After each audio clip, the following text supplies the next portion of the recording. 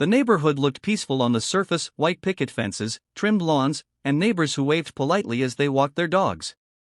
But beneath the surface, there was tension, and much of it stemmed from the HOA.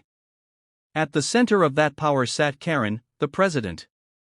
Karen wasn't just any neighbor. She was the type who believed she had been chosen by destiny to enforce rules. A bobbed haircut, oversized sunglasses, and a clipboard she seemed surgically attached to, she was the unofficial sheriff of the block, and she thrived on finding problems where none existed. One problem, however, stood directly across from her house: a car. To most people, it might have looked old: long body, a few weathered spots, chrome edges that caught the sunlight but also showed signs of time. To Karen, it was an eyesore.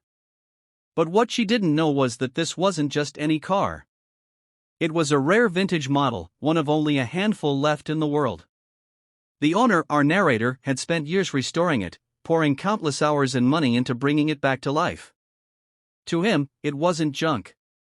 It was a treasure. But Karen didn't care about treasure. She cared about appearances. One evening, he returned home from work to find a bright yellow envelope taped to his front door. The words in bold practically shouted, "Violation notice." According to the HOA, the vehicle was abandoned, non-functional, and detrimental to property values. If he didn't remove it within 7 days, the fines would begin $200 for every day it remained. The narrator laughed when he read it. If only they knew. That so-called junk car could buy the entire street twice over. But laughter didn't stop what came next. The very next night, as he stood polishing the hood, Karen marched across the street. Her heels clicked against the pavement with military precision. Arms crossed, lips tight, eyes glaring.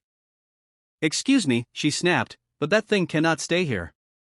It's against HOA regulations to store broken vehicles in plain sight." The narrator looked up calmly. "Broken? This car is worth more than you can imagine. Do you even know what it is?" Karen scoffed, waving her hand dismissively. "I don't care if it's from the moon. It's ugly, and it's lowering the value of my home. So move it. Or else." His eyebrow raised. "Or else what?" Karen smirked, a thin, smug smile that revealed her delight in the power she thought she held. "Or else, you'll regret it." The battle lines had been drawn. The next morning, whispers spread through the street.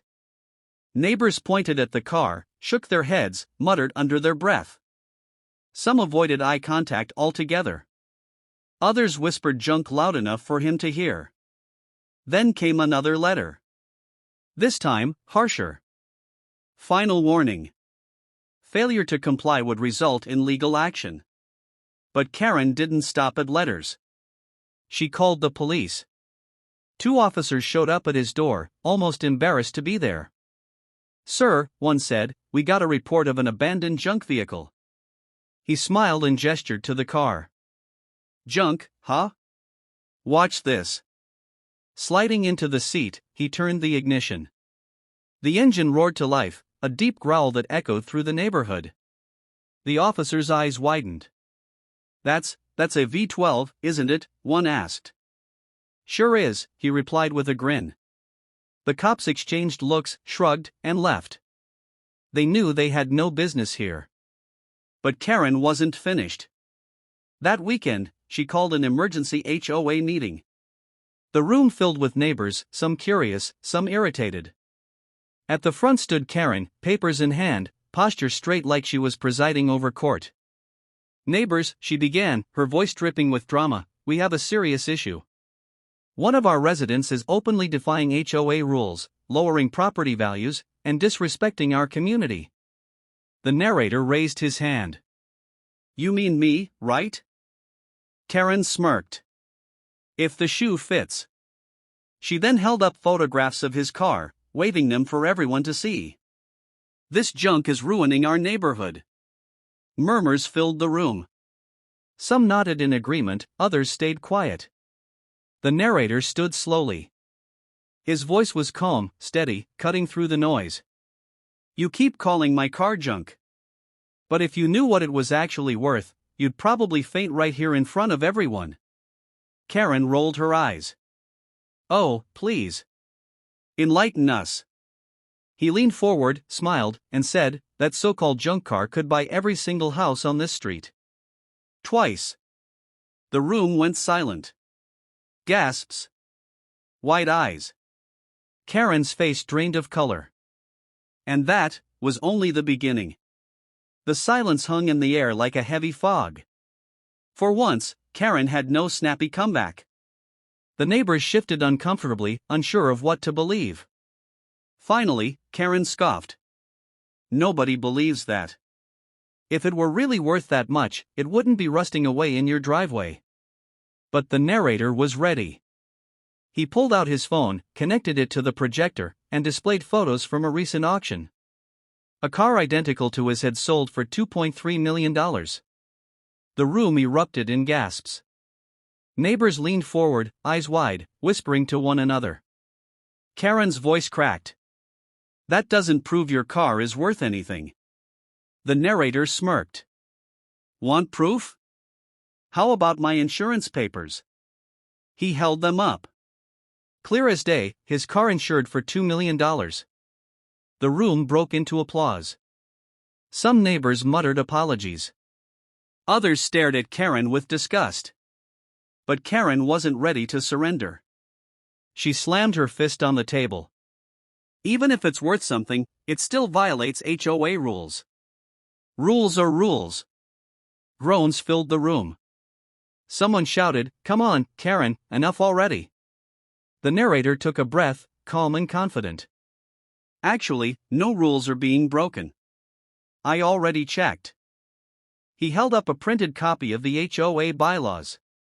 Section 14.3 The vehicles in operable condition, licensed, and insured are permitted in driveways. My car is all three. In fact, the police confirmed it themselves. Karen's face turned bright red as she snatched the papers, scanning them desperately. This can't be right," she muttered. "Oh, it's right," he said. "And you know what else? Maybe you should worry about your own violations before pointing fingers." The neighbors turned. Curious. Hungry for drama. "What violations?" one asked. The narrator pulled out a folder, sliding photographs across the table. Karen's backyard, exposed, an unapproved shed, mismatched paint, and a rusting lawnmower leaning against the fence. Gasps filled the room again. According to the same bylaws, he continued, those are violations. Unapproved structures.